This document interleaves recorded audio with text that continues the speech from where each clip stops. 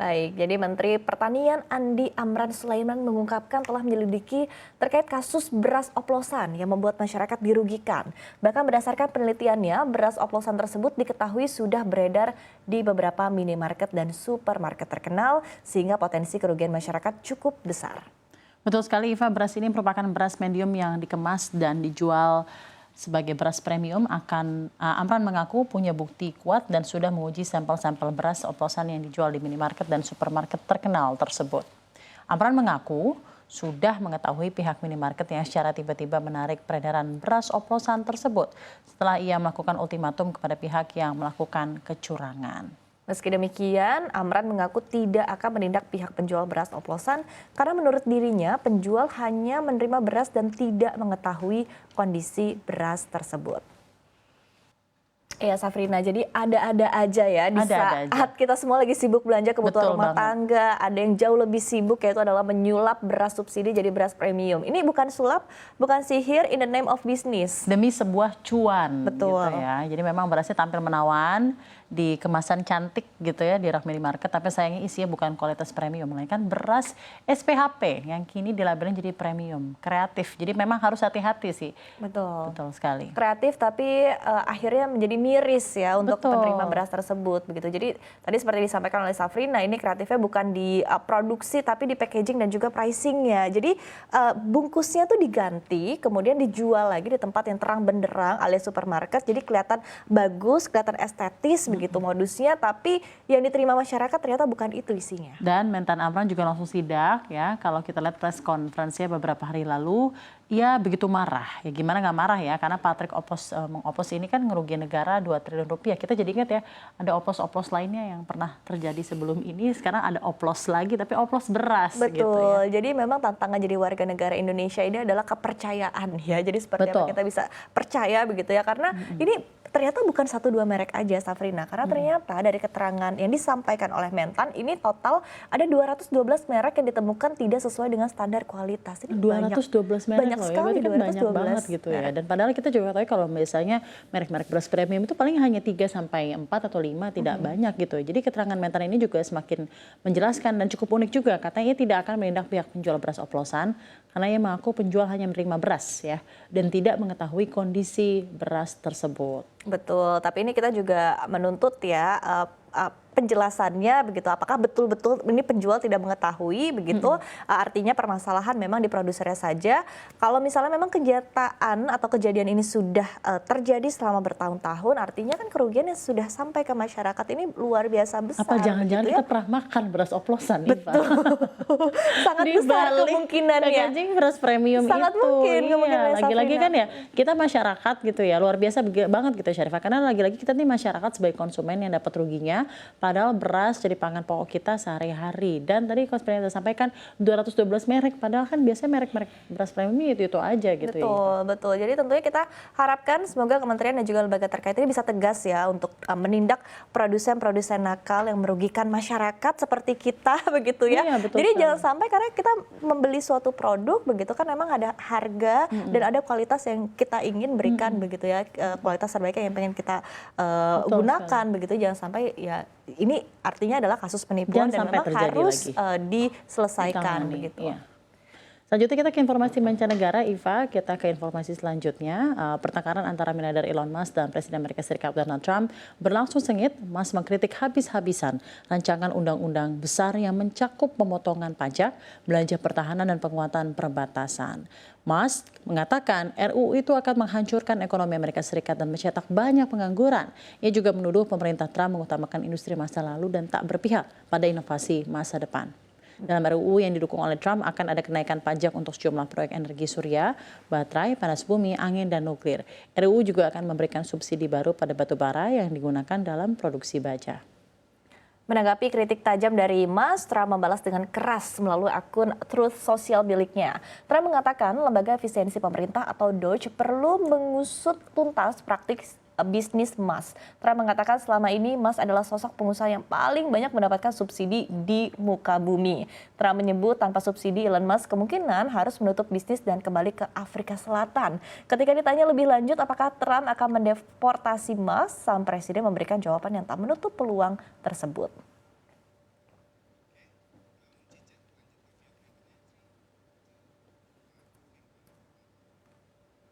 Ya, Presiden Amerika Serikat Donald Trump juga menyindir Gubernur Bank Sentral Amerika Serikat, The Fed, Jerome Powell, dan menyebut sebagai orang bodoh. Wow, dan tidak hanya itu, Trump juga mengancam akan mencopot Powell dari jabatannya dan mengaku sudah mengantongi 3 nama sebagai kandidat terkuat untuk menggantikan Powell. We have a moron at the head of the Fed. He's a moron. Speaking of Jay Powell, do you have a top choice or someone? I do. I have 2 or 3 top choices. Actually. But we have a moron at the head of the Fed. He's a moron. Iya, Safrina, ini drama ya.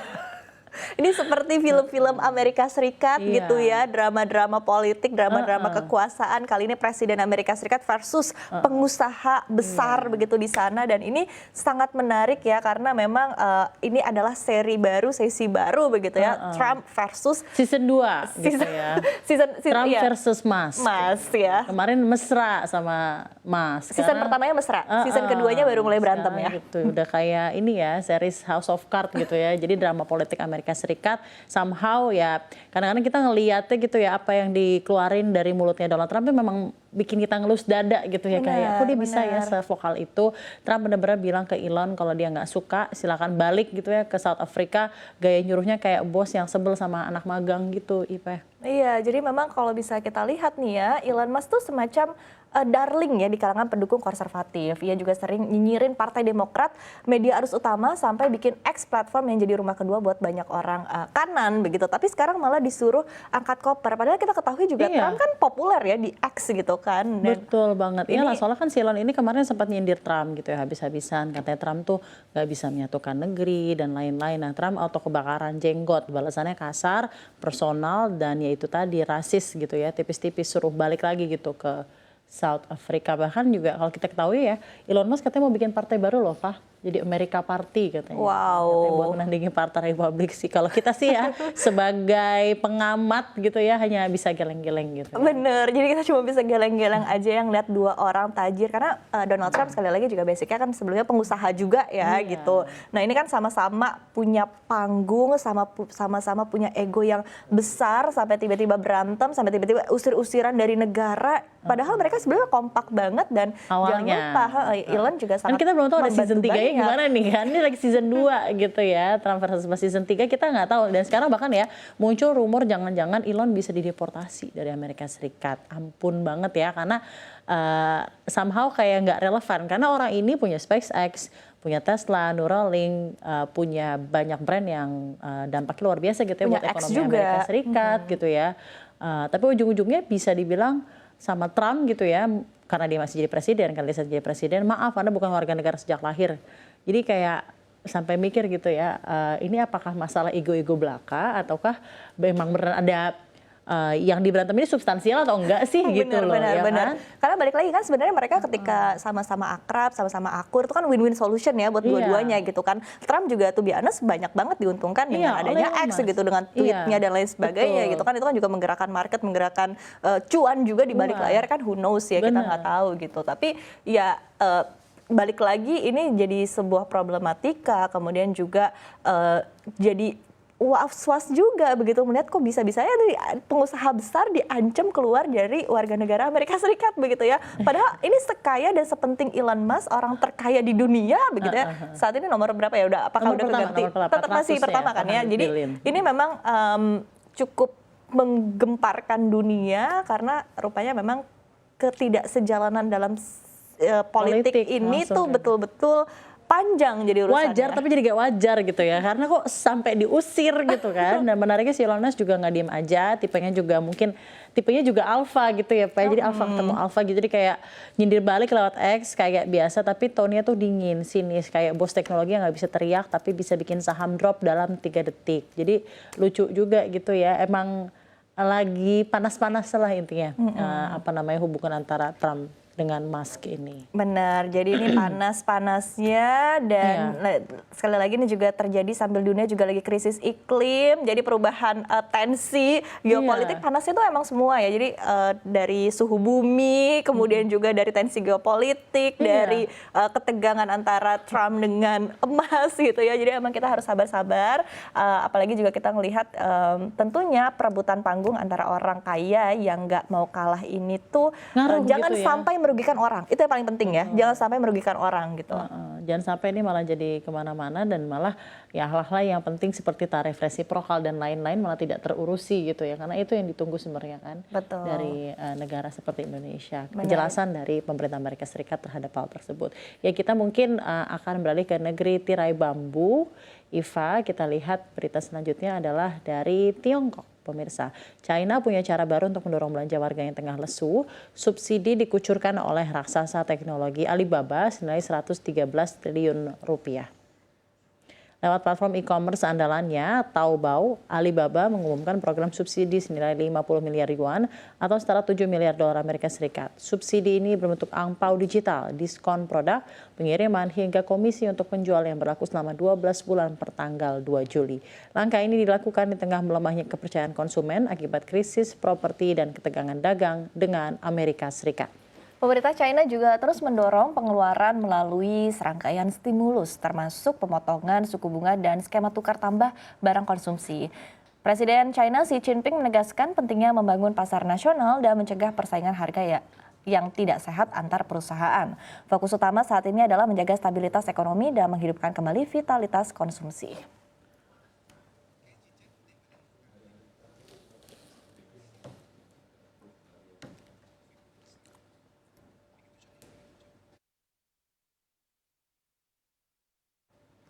Nah, ini berkebalikan dengan Amerika Serikat ya. Kalau Amerika Serikat lagi panas-panasnya, kali ini China ini berupaya untuk berjuang mencegah deflasi ya. Jadi gimana caranya supaya mencegah kondisi ini mengancam pertumbuhan ekonomi, apalagi setelah ujian bertubi-tubi untuk ekonomi China. Mulai dari pandemi, kemudian krisis properti, kemudian ditambah juga dengan konflik perang dagang dengan Amerika Serikat. Jadi memang China ini harus berjuang untuk menjaga kondisi ekonominya, termasuk dari sisi konsumsi masyarakat. Ya seenggaknya berjuang untuk hal yang punya maslahat gitu ya, Iya, untuk betul. masyarakat banyak.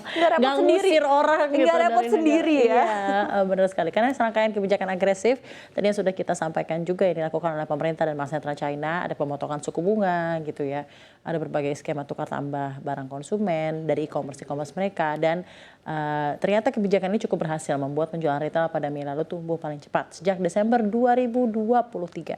Ya, tapi ini yang menarik ya, Safrina, karena ini langkah yang dilakukan oleh China untuk pemberian subsidinya ini bukan melalui pemerintah saja ya. Tadi pemerintah memang udah ada caranya sendiri, memang sudah ada porsinya sendiri, tapi ini juga turut didorong oleh partisipasi private sector ya untuk tadi meningkatkan daya beli masyarakat. Nah, sementara kalau Indonesia sendiri kan biasa subsidi ini masih fokus dari pemerintah begitu, biasa berupa BLU, bantuan langsung tunai atau bentuk-bentuk subsidi lainnya, tapi memang anggarannya tetap dari anggaran pemerintah. Ini ada sedikit perbedaan dan keunikan ya dari China. Jadi tetap budgetnya dari anggaran pemerintah begitu ya. Jadi memang menarik, ini agak spesifik, very localized gitu ya. Kalau di Indonesia sendiri memang subsidi kan masih berat di pemerintah. Kalau di Indonesia misalnya kira-kira nih perusahaan siapa ya yang bisa cover ikut bantu subsidi ke masyarakat buat ningkatin daya beli. Jadinya lebih ke CSR gitu ya. Karena kan tentunya in this economy, private sector juga cukup struggling. Apalagi yang mengarah ke teknologi atau consumer. Jadi siapa yang mau gitu ya. Betul, apalagi tadi seperti disampaikan Safrina, in this economy begitu kan. Jadi emang ekonomi banyak dirasakan oleh masyarakat ya. Jadi apalagi juga dari private sector juga banyak yang harus melakukan PHK tadi seperti disampaikan Safrina juga begitu. Tapi ya artinya ini menjadi pertanyaan mungkin dari kita juga cukup sulit ya. Tapi balik lagi ini ada sebuah ide di China, ada sebuah keunikan, mungkin suatu saat bisa kita apply juga kan ya. Bisa jadi ide juga begitu ya untuk pemerintah Indonesia. Nah, tapi ngomongin soal PHK, Safrina, jadi sebetulnya PHK tidak hanya terjadi di Indonesia, tapi juga di perusahaan-perusahaan besar negara lainnya. Seperti di informasi berikutnya, yaitu adalah kabar dari salah satu perusahaan teknologi raksasa dan juga perusahaan konsumer yang berkoordinat di Amerika Serikat. Jadi Microsoft Corp mulai melakukan pemutusan hubungan kerja atau PHK yang akan berdampak pada sekitar 9.000 karyawan menjadi gelombang besar kedua tahun ini. Langkah ini dilakukan sebagai upaya perusahaan menekan biaya di tengah lonjakan belanja untuk pengembangan kecerdasan buatan atau AI. Menurut juru bicara Microsoft, jumlah tersebut kurang dari 4% dari total tenaga kerja perusahaan. PHK ini akan mempengaruhi berbagai tim, wilayah, dan tingkat jabatan dengan tujuan menyederhanakan proses dan mengurangi lapisan manajemen. Pengumuman dilakukan pada hari kedua tahun fiskal 2026, biasanya reorganisasi memang diumumkan pada tahun fiskal baru. Sebelumnya, Microsoft dikabarkan berencana memangkas ribuan pekerjaan pada Juli ini, terutama menyasar tenaga penjual dan beberapa divisi, termasuk Xbox. Gelombang PHK menyusul langkah serupa pada Mei lalu yang mengurangi 6.000 posisi, terutama di bidang produk dan rekayasa. Dalam memo kepada karyawannya, CEO gaming Microsoft Phil Spencer menjelaskan PHK di beberapa area dilakukan agar bisa membuat posisi gaming lebih sukses lagi. Bukan hanya itu, perusahaan juga akan menghapus lapisan manajemen.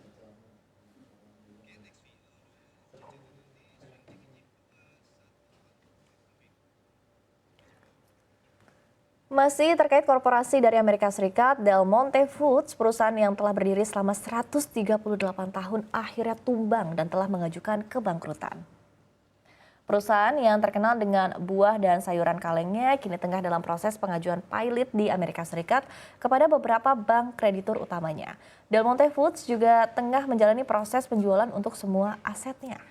Del Monte mengatakan bahwa mereka telah memperoleh pendanaan baru senilai 912,5 juta yang akan memungkinkan perusahaan tersebut untuk tetap bertahan dan beroperasi selama proses penjualan. Del Monte menyatakan bahwa permintaan konsumen telah menurun dan terjadi peningkatan biaya untuk penyimpanan kelebihan persediaan dan peningkatan biaya promosi untuk produksi yang telah dikeluarkan. Dan sebagai informasi, Del Monte bukan satu-satunya perusahaan asal Amerika yang mengajukan kebangkrutan. Terdapat 286 perusahaan terkemuka yang telah mengajukan kepailitan pada 2025.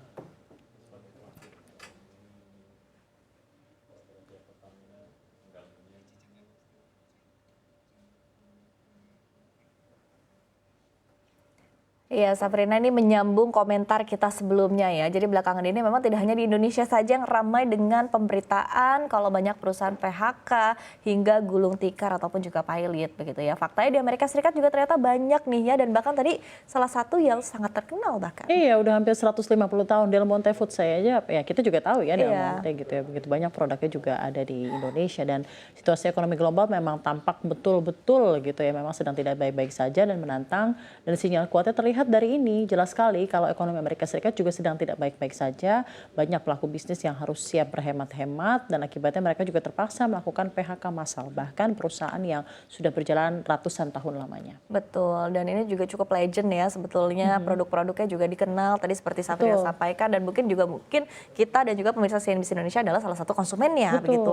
Nah, padahal sebelumnya banyak harapan kalau after pandemi berlalu ekonomi dunia termasuk Amerika Serikat ini kan bisa melesat ya, tapi ternyata harapan dan realitas ini tidak bisa selalu sejalan, Safrina. Iya, betul sekali. Terlepas kita ketahui juga ya, salah satu pemicu dari adanya PHK dan ketidakpastian ini adalah pemimpin Amerika Serikat sendiri, Donald Trump, yang memang suka bahasanya bikin onar gitu ya. Iya, jadi gonjang-ganjing perekonomian ini juga tidak terlepas dari manuver yang dilakukan oleh beliau, oleh Trump. Tapi juga jangan lupa ya, kalau perang di Timur Tengah yang meluas, kemudian perang Rusia-Ukraina yang belum kunjung usai, ini juga menjadi sentimen yang turut mempengaruhi kondisi inflasi global, kemudian juga perdagangan global, hingga ruang pertumbuhan ekonomi dan juga ekspansi korporasi. Jadi sentimennya banyak bertubi-tubi ya. Ya, tentunya menjadi harapan besar ya Syarifah kalau pada semester kedua ini situasi global baik ekonomi dan tensi geopolitik dan aktivitas perdagangan semakin lebih baik lagi. Kita harapkan bersama seperti itu. Iya, jadi semoga optimisme dan tentunya hasil kinerja korporasi dunia juga bisa lebih positif ke depannya, sehingga harapannya kabar pilot hingga PHK tidak semakin sering terjadi, dan mungkin harapannya juga kata-kata indis ekonomi segera berakhir gitu ya. Indis ekonomi ya, kita ya tentunya untuk mewujudkannya tentunya memerlukan ya koordinasi dan semangat banyak negara untuk membuat ekonomi dunia lebih baik lagi ya. Dan most of all sebenarnya keputusan politician sih, kalau politician yang waras membuat regulasi yang berpihak pada masyarakat gitu ya, dan berpihak pada warganya dan tidak membuat gonjang-ganjing dunia, itu rasanya it will be better times for everyone. Oh iya betul, jadi spesifik ya tadi siapa ya sebetulnya, Iya. karena balik lagi tadi memang kita harapkan tentunya pemerintah Amerika Serikat, baik Presiden Trump dan juga jajaran menterinya bisa bekerja sangat keras, tadi balik lagi ya, waras begitu. Waras. Dan tentu ini manuver yang harus dilakukan, karena kalau misalnya dibiarkan terus-menerus situasinya nggak hanya sulit untuk Amerika Serikat tapi juga merembet ke dunia begitu, utamanya negara-negara yang menjadi mitra dagang Amerika Serikat. Ini membuat permintaan ekspor ekspor Betul. dan impornya lesu Betul gitu. sekali, Iva. Tapi tadi balik lagi untuk kategori waras, untuk standar waras tuh gimana ya? Tolong dijawab sendiri oleh Iya. Trump ya. Karena mungkin Iya. aja dia merasa dirinya Dia merasa dia waras gitu. karena ini yang harus dilakukan untuk negosiasi dan lain-lain. Tapi sebenarnya bentuk-bentuk push and pull yang dia lakukan inilah yang menimbulkan ketidakpastian yang semakin besar lagi gitu ya Iya, di perekonomian betul. global.